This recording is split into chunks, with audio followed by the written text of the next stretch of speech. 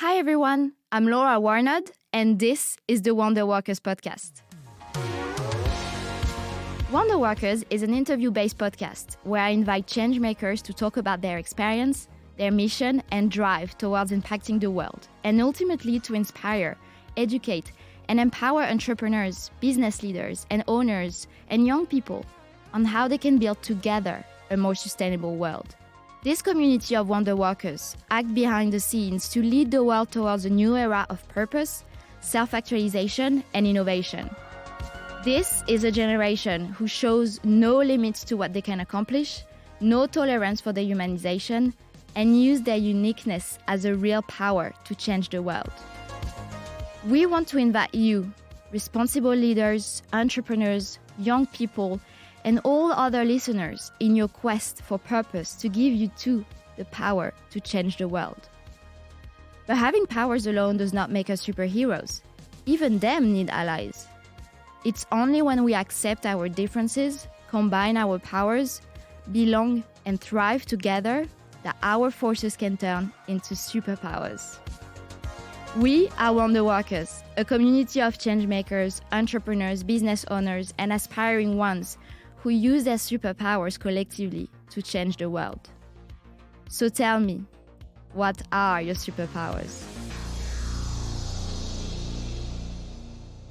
In today's episode of WonderWorkers, I'm with Jade. And I met Jade at an event for London Fashion Week back in February at the Loan Design Club in London. And it was a whole panel discussion for the launch of the Oh My Days podcast hosted by Annalise Days. And Jade was one of the guests, and I found her story really inspiring. She talked really openly about the fashion industry and her beginning as a model, the future of fashion, and how sustainability has still a long way to go, but also what sustainability means to her. And I think it's incredibly inspiring and empowering to meet female founders who are building businesses to challenge the status quo, while also being honest and realistic about the situation with fashion and sustainability. Can we actually stop people from buying clothes?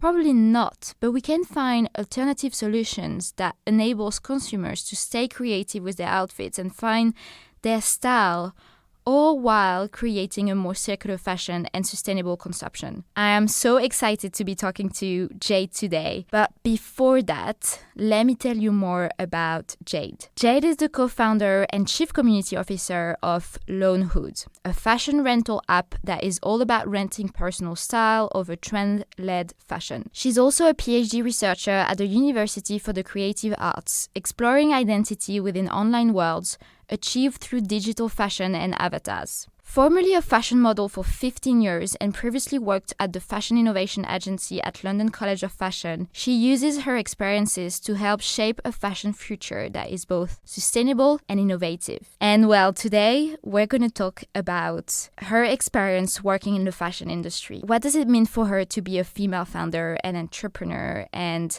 how did she go to start Loanhood? How does she manage her academic life with being a leader and co-founder? And we're going to be talking about the purpose and vision and mission of Loanhood, what's the culture like out there, but also how she shows up to her business values and how does she show up as a leader? What's the future of fashion look like? And so we're going to be talking about a lot of different stuff today. And I'm really excited to be talking to Jade. So let's jump in. Hi, Jade. Hello. How are you doing? I'm doing well. How are you? Yeah, good. I'm so happy that we're out of, winter and that we start feeling some kind of, I don't know, I feel like there's some new life coming up. Have you seen the memes that have been going around about, the blue skies and everyone is just freaking out about a blue sky? No, I haven't seen it. Yeah, because we feel like we've been so deprived from them for so long. And I think everyone's feeling it as well, Spring is finally here. Yeah, you can definitely. feel summer. Yeah, oh my God, that feels so good. But yeah, no, apart from that, everything is going well. Good. Well, thank you so much for being here today and for taking the time. I feel like the more I'm doing recording episodes with guests and stuff, the more inspiring the guests are. And so I'm so glad that you're here today. No, I'm really happy to be here. So thank you for having me. Yeah, I'm scared to follow on from Connor's footsteps. I know that you just had a podcast with Connor Hill. So yeah. Yeah, no, it was also very inspiring, very passionate. And I think like even for all guests in general, because we're talking about them and like their, I guess, entrepreneurial journey and their business, at some point you get really passionate about the topic, and that's what I like the most, really. So that's great. And so, well, as I said, today we're going to be talking about your experience as being a female founder, as you know, you've been working for like in the fashion industry for a while now, and we'll talk about your business and the mission and what you're trying to do here with Loanhood. But before we start getting into all those topics, I would really like to know more about your story and who you are. It's so scary when somebody asks me about my story, because you always think it's pretty dull. But I guess, I mean, going back to the beginning and how I got into the fashion industry, it was actually a bit of a surprise to me as well.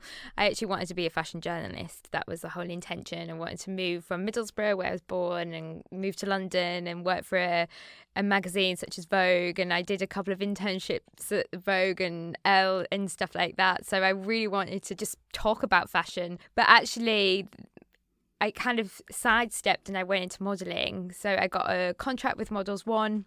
Sorry, I can hear my dog knocking at the room. You could probably hear little paws. I'm so sorry. We'll be here soon. Don't worry. But yeah, so I was doing fashion modelling and I did it for 10 years full time. I started in London, but then I also travelled to New York, Paris, Tokyo, LA. But actually, I have to say and put my hands up, I was kind of fast fashion model. I did a lot of e-commerce sites such as ASOS and Urban Outfitters, Topshop, Primark, however you want to say it. So yeah, that was my kind of bread and butter and how I made a living. So it was very different to what I'm doing now and kind of advocating for sustainability, because I was putting my face onto brands and trying to sell more product, and obviously a lot of product when it comes to a fast fashion model. So yeah, that's how I started really. And when I turned, I don't really want to divulge my age, but I turned a certain milestone age. I went back to university to do my master's. It was called Fashion Futures. It's at London College of Fashion, and it's an amazing cause, and it really places sustainability at the kind of heart of the fashion practice. And you debate a lot. You look at society and politics and try and understand fashion's place and future when looking at sustainability, which obviously is super complex. So I did that for a couple of years, which led to my business and also doing a PhD.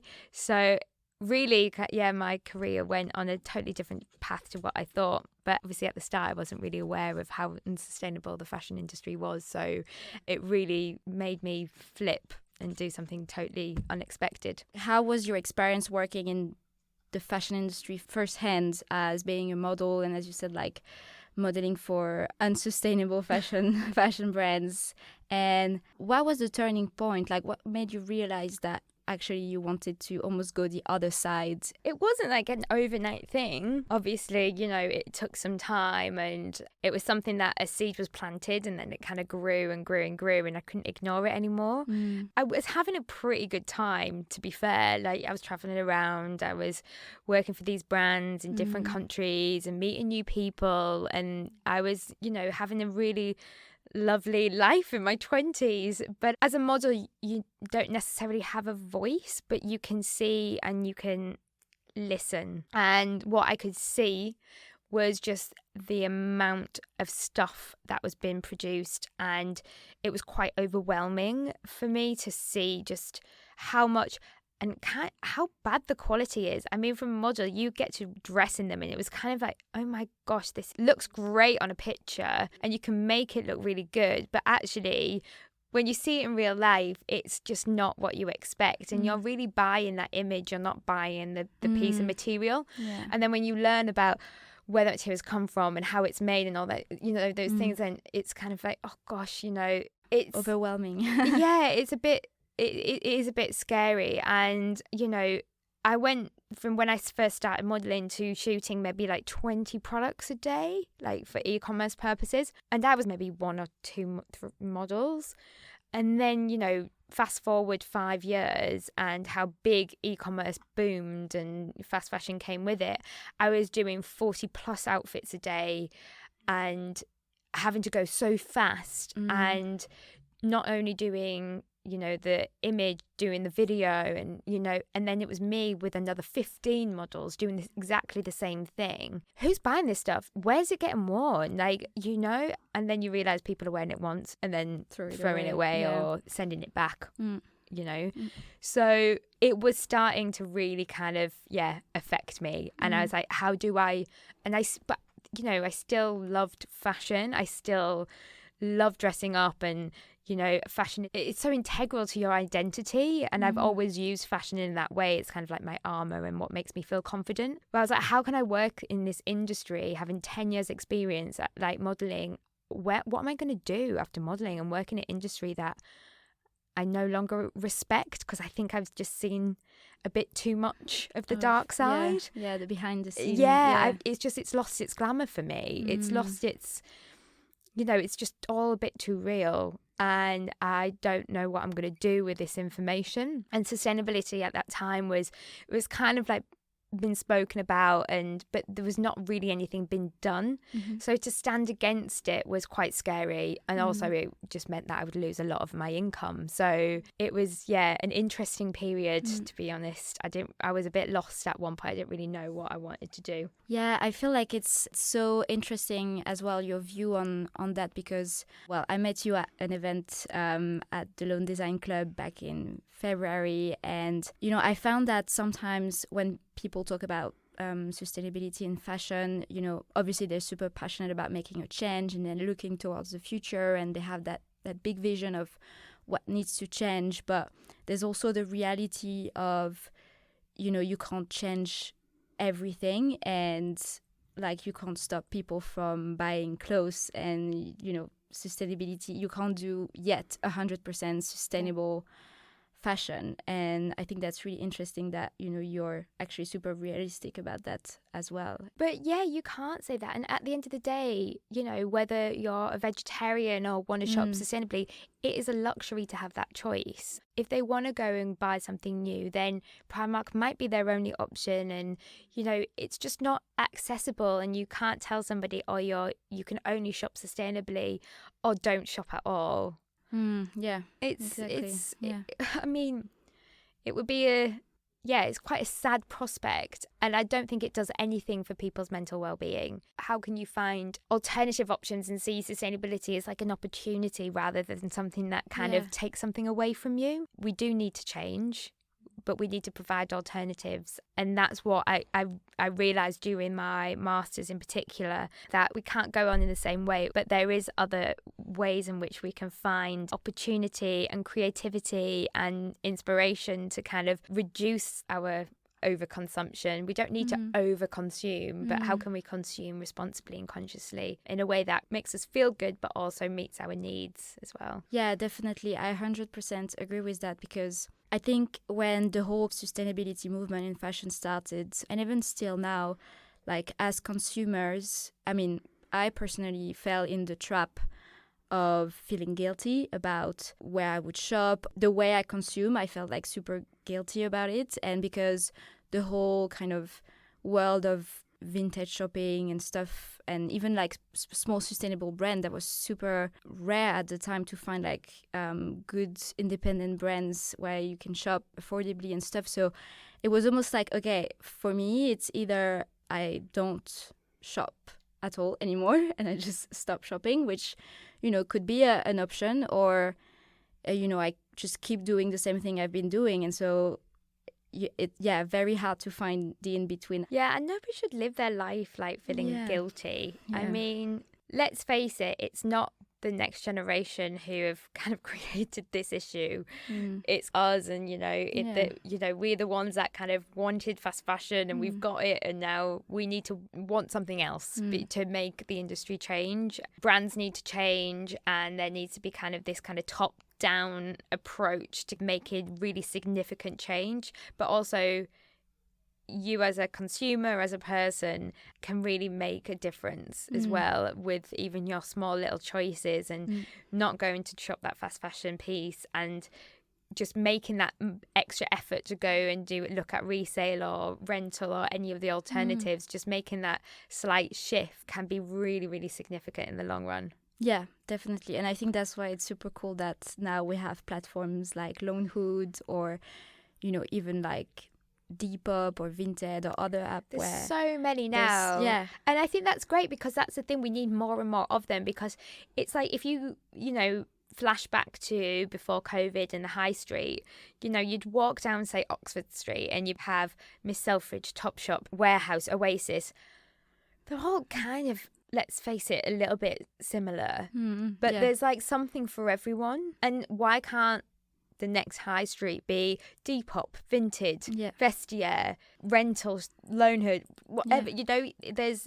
There's something for everybody there, and we need more and more of it, so that actually the shift for consumers is so easy because it's on their doorstep. And the more that we have, the more that the effort will just become less and less and less, because it'll just become part of our everyday lives, just like the fast fashion model was. No, definitely. So if we go back to like your journey and experience, so you were modeling for 10 years, and then you went back to academic life straight away? Not straight away. I kind of like played around with a few different things when you're modeling. The transition from modeling can be quite hard, and I think you could have a whole podcast just on that. It is a bit of a kind of identity change. I don't know how to quite put it. I wanted to find my place outside the modelling industry. Tried going back to journalism. That didn't sit well with me, because obviously I was like, why am I writing about more stuff? All I wanted to do was write about sustainability, and you can only do that in a certain, at the time there was not that many magazines or publications that really focus on sustainability. Also, it was a bit counterintuitive to a magazine that's trying to sell clothing. So they're like, oh, it's not something that maybe they wanted. And I tried production. Again, it just didn't sit well. So it wasn't like, I'm going to go back and study, and that was in my mind from the beginning.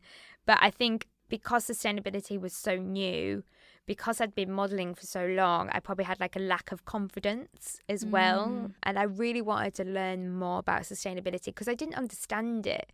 It just felt like a bit of an abstract term at the time. And I knew, obviously, what it meant in terms of like the environmental factors and stuff like that. And I knew it was detrimental in so many ways in the production of clothing. But I also knew that it was such a big thing, and I wanted to find where I could make a difference, because I'm not a designer, so it's not like I was making clothes, so I couldn't even like think about sustainability in that light. But I was like, I want to understand where I can make a difference, and because like you said, it's just so big, you can't solve it all. So where can you, with your skill sets and your passion and your experiences, where can you find your kind of little niche that you can hold on to and then make a difference there? So that's why I went back to study, really. Yeah, and I think it's so interesting because you said at the beginning I had to like find some confidence again in like, going into the sustainability field, and so that's why you went back to studies. But when you've been modeling for like so much time, don't you have already like kind of the confidence of being like, someone that is part of this industry? And why didn't you feel confident? I think that's just me in general. Okay. I'm not like a super confident person. I think I can talk and I can stand up and talk to people, and it comes from somewhere, I don't know, like the nerves kind of drive me to do it. But I'm not like a naturally kind of confident person. And I don't know, with modelling, I think people assume that you have this confidence because you've been a model. But modelling can kind of bash you down a little bit. Like you said, you don't really have a voice. Nobody's like bothered about what's in your kind of brain. Yeah. Although it's changing now, and you know, obviously with influencers coming on board, and like people want to have people that represent the brand, not just the way they look, but it might be in their lifestyle or their attitudes and their ethos. So that's definitely changing, and that's really nice to see. But no, I felt like I didn't really have much to offer. I felt like I just stood in front of a camera for 10 years, and it was really hard for me to look at myself in a different way, because you're so isolated as a model, because you're doing everything on your own. You're traveling on your own, you're meeting all these people on your own, and like all these experiences are very like, it's you know. I mean, the one person that did sit me down and tell me that actually my experiences had value in them was actually my supervisor at London College of Fashion, who in an interview I was like, oh, I'm not sure, I'm not a designer or anybody from industry, like a buyer or anything like that, so I'm not really sure what I can bring to this course. And he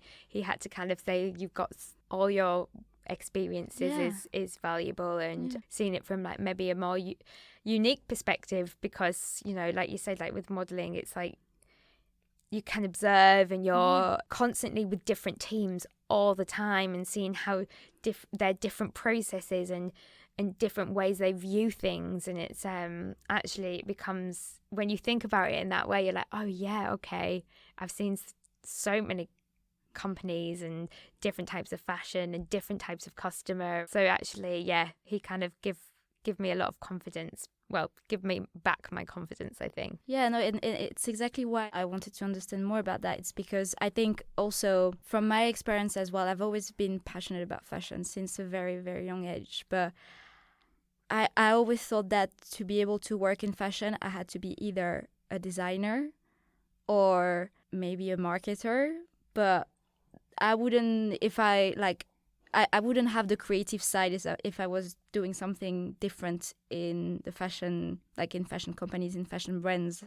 And actually you can have you can have an impact in the fashion industry by, you know, doing different things that doesn't necessarily imply like the creative stuff that we all know about. But yeah, there's so many more options now that you can do, like, you know, building a business is a big one, but you know, with, as you said, like social media and like influencing and stuff, I think it's great. Yeah, the industry is changing so much, and it has changed so much. And obviously there's a place there for the creatives, for sure. I mean, fashion is art, and there needs to be more creativity. I think that fashion has almost lost a little bit of its creativity through the fast fashion models. So bring it back, bring back the creatives. But like you said, there's so many other things, and also industries now are blurring into one. You know, you've got fashion and technology kind of blurring into one, and fashion needs to understand different technologies and how they work, and also technology needs to understand the fashion industry and how they work. It's like, you know, so I think it's really interesting space is what's happening. And I do think this has come out from this kind of, you know, the ecological crisis and the fact that we need to change. So people are like looking for different ways to be creative and innovative and working together. So you don't need to be on the inside to make a change. I feel like even if you're on the outside of the fashion industry looking in, that also has very significant value of like making a difference. My dog is getting involved in the podcast. You be quiet. Do you have something to say about the fashion industry? Ludo has a lot to say. No, definitely. And I think that's great because, as I said, like I've always felt like I was a creative person, but I didn't have the skills to be like a designer or anything. Yeah. And so I think it's great first that you met like the right person to give you that confidence back as well, to be like, okay, I have this experience and now I can use it to actually make an impact that is aligned with my values and what I want to do now, etc. But also that, you know, it opens a lot of different doors to everyone now. And I think just doing it, whatever you want to do, just give it a go, you know, like I, like I said, wasn't very confident. And in Middlesbrough, I was like, oh gosh, like, I don't know what I'm going to do. Like, how am I even going to get to London? Like, I don't know. Through my teens, I was a bit of a, I don't know, emo, negative. I don't know how you want to put it. We've all been through phases. Do you know what? Yeah, I was going through that phase. And then, you know, even when the modelling came along, I think part of me wanted to just say, no. Like, that is so silly. Who am I to put myself out there in that way? Yeah.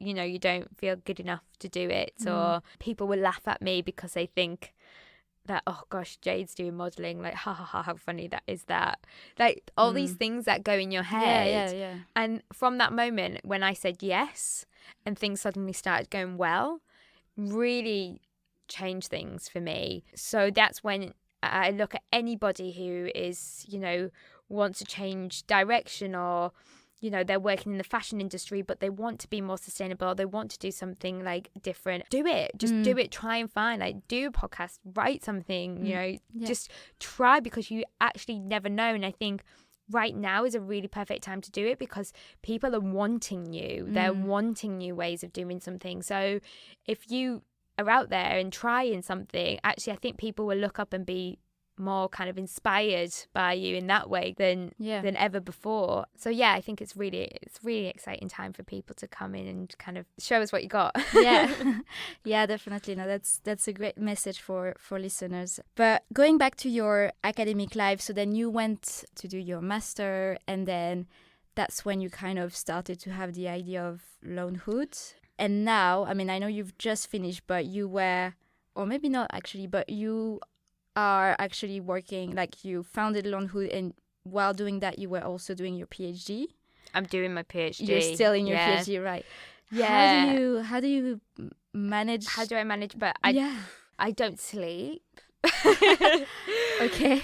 No, I have a very supportive team who have been very supportive of me and allow for flexibility. I don't know how I've got myself into this position, to be honest, but I'm very thirsty to learn more, and my master's for me was just kind of the beginning.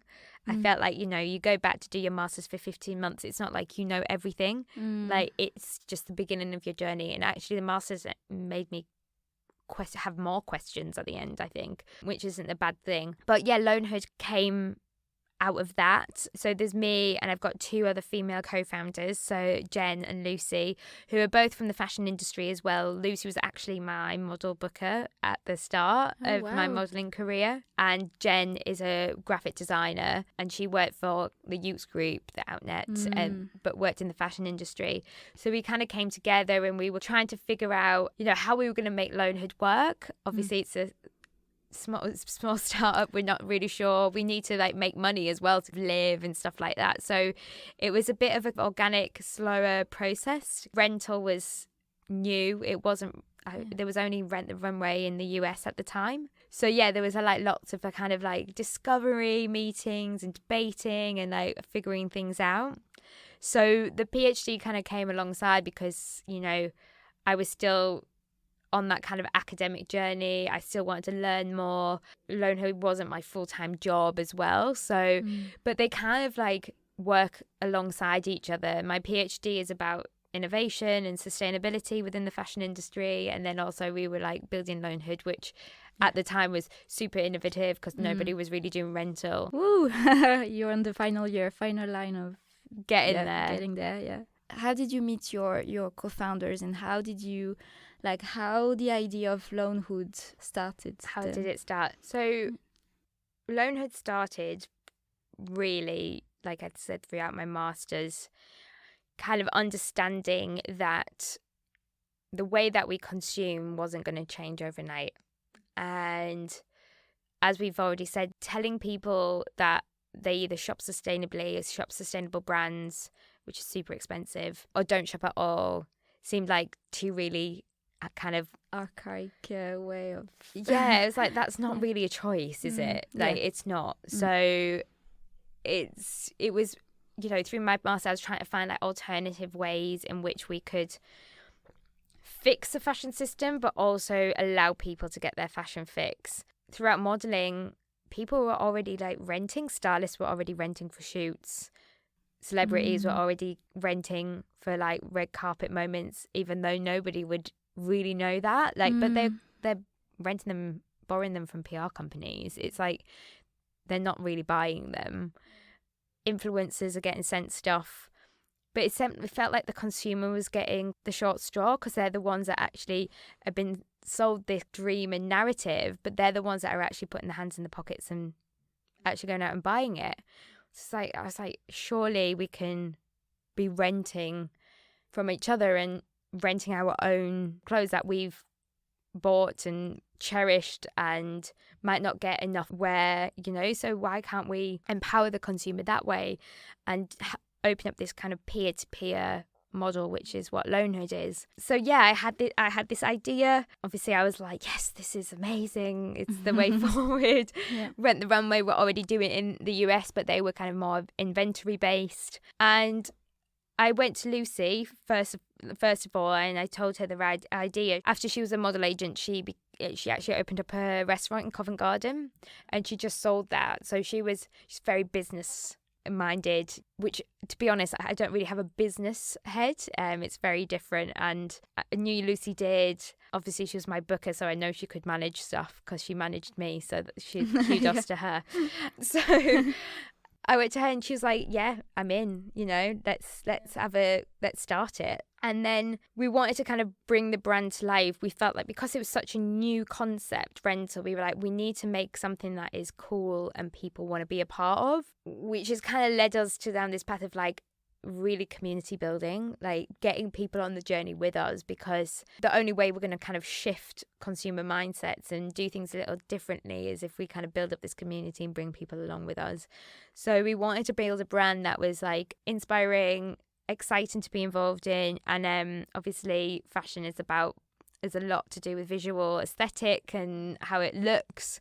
So we went to Jen, who was one of my friends, and said, can you bring the brand to life? And she did all our like branding, and we were like, oh my god, this is amazing, we love it. And we were like, do you want to come on and help us? Because obviously, you know, social media, branding, all these things are really important, and we needed that person, we needed that visual eye. So so Jen came on. So there's like the three of us that are the kind of core, and then we work with others like freelancers and etc. like to, you know, help us outside of that. Obviously, the tech to build the app, because we're, you know, so relying on like, you know, a lot of other skill sets, but also our own. And then suddenly a business is born, you know. Wow, yeah, that's amazing. I think the more I've been talking to people, the more I realize that, you know, I don't like to say successful, because success means something different to different people, but like the one that are the most established or like fulfilled in a way are the ones where there are multiple co-founders and multiple people who were involved since like the beginning. And yeah, I think it's so important to know that as well, because sometimes, I mean, and I'm going through that right now. Like, you're like, oh, I want to have my own business, I have this idea, I want to run that by myself. You know, you have that kind of thing where you're like almost protective of your baby, and you're like, I want to do this by myself, I can do it. But then I think the more you get into it, the more you're like, actually I need help, and I need people who are different than me and have a different mindset and different skills as well to kind of complement my skills and my experience too. So I found that really interesting. I totally relate to that. I think the hardest thing you can do is admit that you need help, and then the scariest thing you can do is go out and looking and asking. You know, if you're a person that is not used to asking for anything, it's really hard to go out and do it.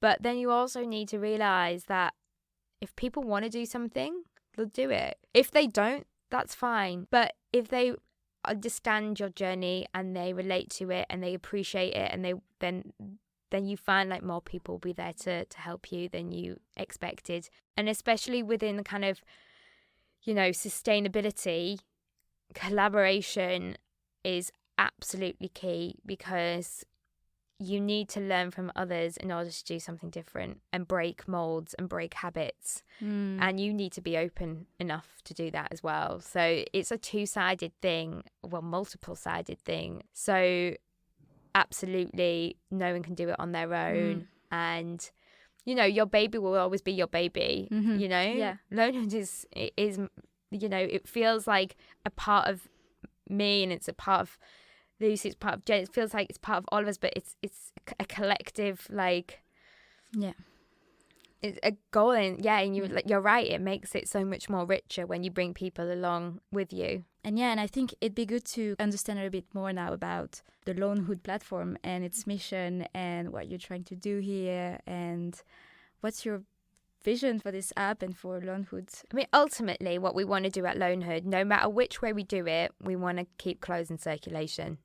Right. We want to stop people going and buying new, and we want to use the stuff that we already have, whether that's in your wardrobe, whether it's in somebody else's wardrobe.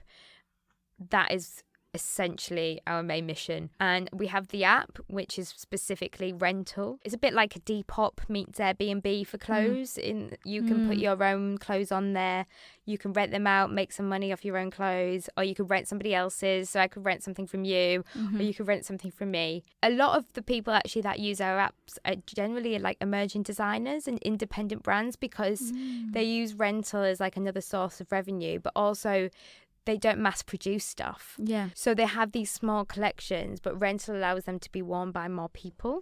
So the app is kind of like evolved in that way to be this kind of platform. We get a lot of stylists and musicians that want something like different to wear, or for their editorials that they're planning, they start using that.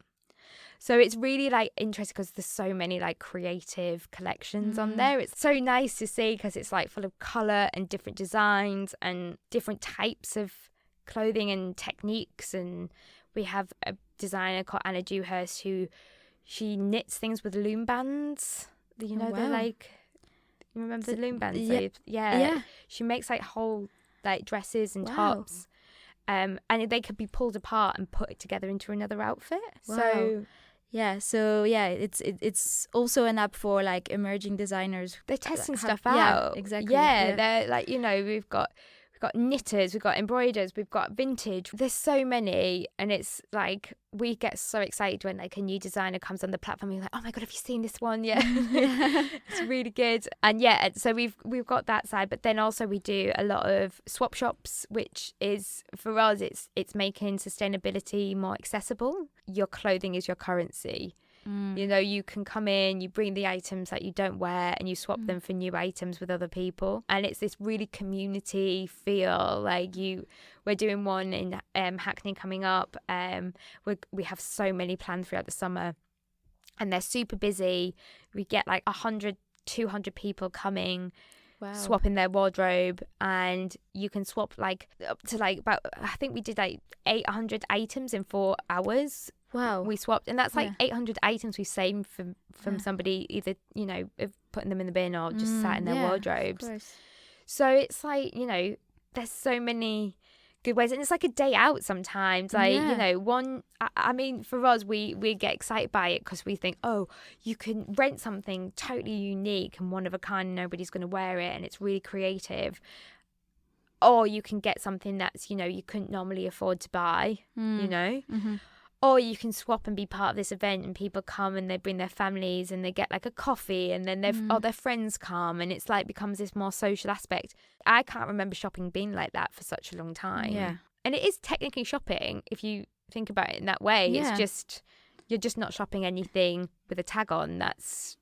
Yeah, it's a different way of shopping, basically. Exactly. Yeah. As we said, like there's so much more like options now to go shopping, basically, you know, like whether it's swapping, renting, doing vintage, or resale and stuff. I think that's amazing, because, you know, even for me, like as I said, I've, you know, always loved fashion, and then at some point you get rid of stuff, but I've never threw away stuff. My only thing was going to charity, and I know that now it's not necessarily the best thing to do because, well, for so many reasons, but I find it's amazing that now we do have all these options to, well, swap clothes or like get rid of stuff that you don't want, but in a more circular and sustainable way. You'd have to talk to somebody, which might be really interesting, like, you know, to talk to somebody who works at a charity, because there is this kind of confusion over whether if you drop something off at a charity is actually helping or not.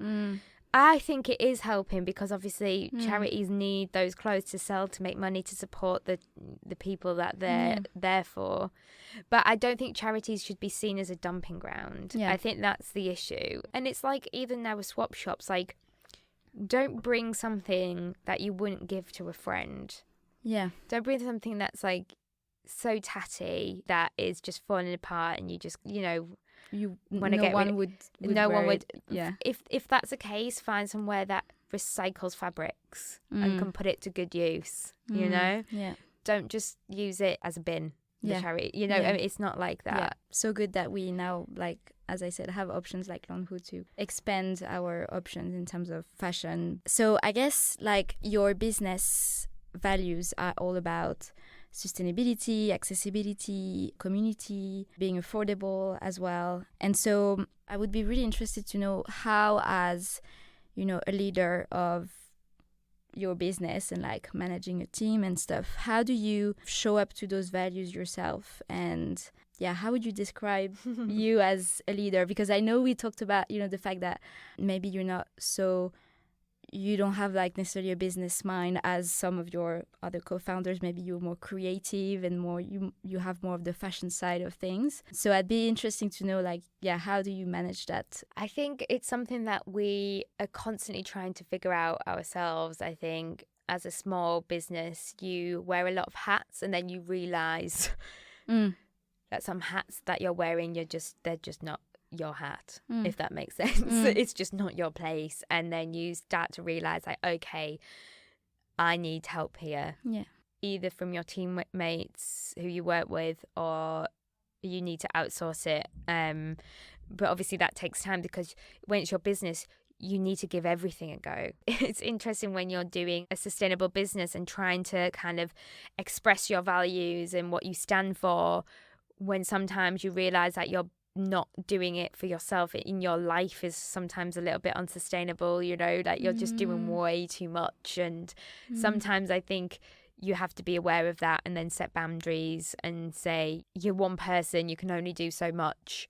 Letting people down like is something I hate doing, but sometimes just saying, like being honest and saying, you know what, I can't actually do that, or I don't know how to do that, or I just, you know, can we revisit this another time when I have more time to focus and give you my energy.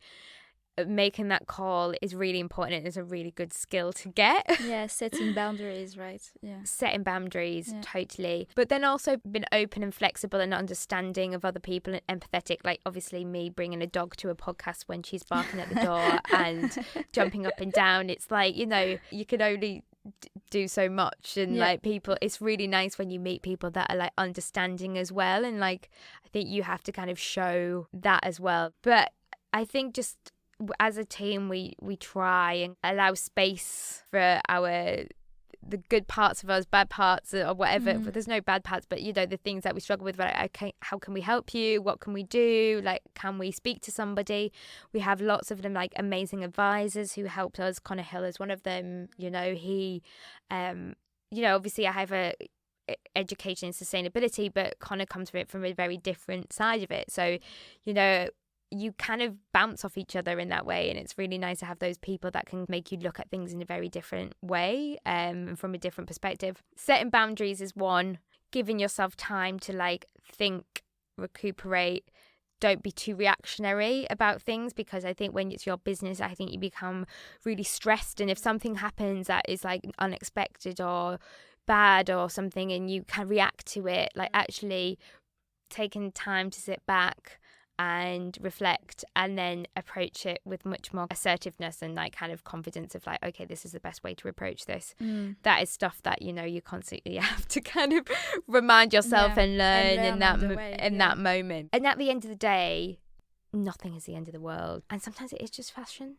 It's like it's supposed to be fun, and it's supposed to make you feel good, and if it's not, no, definitely. Fashion is not saving lives. We're not working for the NHS. You know, or like respect to those people, like my family who do it. Like I copped out, and Yeah, no, it's way different, but definitely it's good that you're having that kind of realization and mindset as well, because I think, as we said, like when we build a business, we're so personally involved to it that you can sometimes end up taking things personally or like being very defensive about stuff. And also, I think when you're a small business or a startup, one of your priorities is really to grow fast and get funding and stuff. So yeah, it can be very difficult, I guess, to manage that, plus like also the people side and how you want to be as a leader. But everyone's different. Everyone has different nuances, quirks, attitudes, views. I think modelling kind of helped me a little bit on that side, like not being too bothered about what people think of me. Although, bothered about what the views people have, and if they have something like, an interesting view that might make you see things differently. But, with modelling, people always like had an opinion about you, and it felt really personal at the beginning, but like, they would book you for a job and then next time they wouldn't book you because they didn't like you. Maybe and you don't really know why, and you don't know why, and you think, oh gosh, it's me, like it's because I look this way. But then you realize, like, well, I can't really change me. This is it. I can't change the way I look.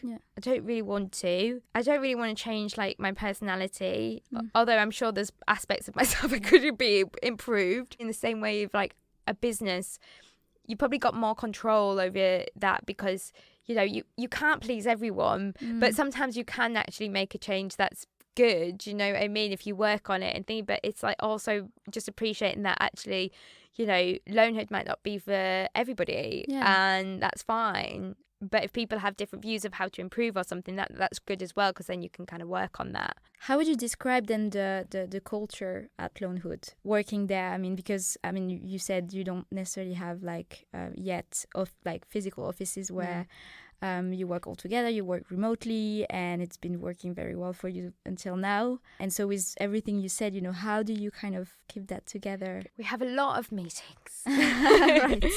No, we do have a lot of online meetings. We always catch up in the morning. Every morning we always have a sit down and, try not to make it too business all the time. Like, right. It's good to like understand what people are doing actually in their social lives and personal lives sometimes. But yeah, we speak a lot. We have a lot of channels we use for different things, which can actually be overwhelming, but we need to keep in contact with a lot of people all the time. But when we come together, it's always a bit of a party. We do a lot of like in real life events because they're really important to us alongside like the app and like anything like, social or anything like that, because especially when it comes to rental, like people want to see the clothes, they want to try them on, but also they want to meet the designers and the brands and the people behind them. It's really good of building trust, not only in the people that they're renting from, but in Loanhood as a brand as well. And like, kind of show that actually this is a really welcoming, positive community that is all about sharing wardrobes and clothes, and connections, and that's what we try to do at these events. We want to bring music, we want to bring people, we want people just have a really good time trying on clothes, creating content, asking us all the questions that they need to, feeling like they can ask us questions as well about the process of like renting or anything or sustainability. And people actually who do come along are super passionate about it as well, and they want to talk and they want to find like-minded people in that space. So yeah, we try and make them as like fun as possible, less networking, more just like having a good time. Yeah, and I think the power of community is becoming much, much more important now as well, especially like after COVID and everything. I think we're all trying to find new ways of coming together. So it's so important. Yeah, and it's it's really good for us as well, like to see. It's really nice for us to see when like two designers come onto our platform and they are like starting their own businesses and they're doing it on their own. They're creating, they're like designing, creating, doing their socials, trying to understand the business side of it, and they're doing it all on their own. And then when they come onto a platform like Loanhood, where there is a community and they can meet them at events, then actually they can talk to them and go, oh, we know that they talk to each other as well outside the app, and they're like, oh, should I be renting to this stylist, or how much should I be charging for this, or it's like it's really nice when we know that we're kind of expanding beyond what we're creating, and hopefully creating a supportive community where everybody's helping each other. I think that's a good transition to talk about what's next for Loanhood. How do you see the future of the platform, the future of rental, and what makes you hopeful as well about? Yeah, I mean, I really want to talk to you about some of the stuff that we've got coming up this summer, but I can't, because it's like I'm like under NDA, and like I can't actually say anything. But there's some really, really good things coming for the community. And I think, we just want to keep growing on that and kind of create this, I don't know, like make it so big and so fun that people want to be involved and just take over, and then everyone is just swapping and sharing clothes. I don't think it's ever going to stop people buying new. I think people will still go out there and buy a new item now and again. But now and again, that's fine. And then really think about it and go out to those independents or their made to orders or those sustainable brands, because actually you can get your other stuff through different means like rental and resale and swapping and stuff like that. So hopefully that piece that you do buy has just that extra special value that you don't want to just throw it away. And that's what we hope to do, just slowing things down, being more considered with the purchases that you do make, and then finding a community, whether it be Loanhood or anything else, or upcycling communities or anything that you're passionate about, and bringing that kind of creative spark back into the fashion industry. That's what we hope will happen. I'm really excited to see how and what the fashion industry will look like because of that. Like what will start coming out, how will people start dressing? I really hope that people start expressing themselves in different ways. And we said before, like, what would it look like in the chicken shop at 3 a.m. in the morning if everybody was had slow fashion or rental outfits? Would it be just absolutely bonkers and everybody just going wild and expressing their alter egos rather than seeing the same Zara dress on everybody? I mean, there's so many other opportunities for fashion as well, like even as you said with technology, and I wanted to talk about the metaverse as well, but I know you've been into it. There'd be a whole another one. My PhD, I was at Metaverse Fashion Week last week, and I say I was at Metaverse Fashion Week, I was sat at home in my living room with my avatar walking around Fashion Week. But again, that's another scary but exciting thing about the way that the fashion industry is changing. We could do a whole podcast on what that looks like. Maybe another episode. We'll see. But no, that's amazing. What kind of tips could you give young people who are either really passionate about fashion and would like to get into the entrepreneurial adventure, but probably a bit too scared to take the plunge or jump into it, or even someone who wants to be a change maker in sustainability, but they don't know where to start? To be honest, I think the next generation know more than I do. I actually do, because they're so much more savvy with social media as a channel. I'm quite scared of it generally, but they're just so more natural with it, I think, is the thing. We kind of spoke about this earlier, and I think just saying yes to everything is obviously the best way forward. And I think not setting your expectations of yourself too high. I think it's really good to have a goal and where you want to be, but I think it's really good to test and try things, even if it might not be where you see your head, and just try it. You don't know who you're going to meet. You don't know which direction it's going to take. Just get involved. And I see it actually happening all the time. The panels that I do, the students that I meet, they're so active and they're always out there, and they seem to be really thirsty for knowledge and meeting new people. And I think that is what needs to be done. It makes a huge difference.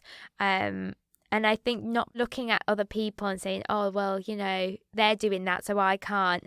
actually take it as inspiration that you can as well. You know, you can do it because you are different. You're always going to be different to that person because you're you. So don't feel like, you know, hindered by other people around you that you think are doing things better. Like, that's just an illusion. And what we tell ourselves, because we're like human beings and, you know, we're worst critics. But just carrying on doing it, because honestly, you don't know where it's going to take you. And if I'm so glad that I said yes to different things and tried out, and the things that I've found the hardest, the most challenging, not mentally, like not just like academically, but like challenging my own confidence and my own kind of idea about what I feel like I can do. Those are the times that I've actually feel like I've succeeded the most. I think those kind of nerves or anything that you feel a little bit funny about, I would actually force you to do it more. Because actually, why are you feeling so scared about it? Is it because what are you so scared about? Try it, because actually it makes you realize that, you know, you can probably do anything.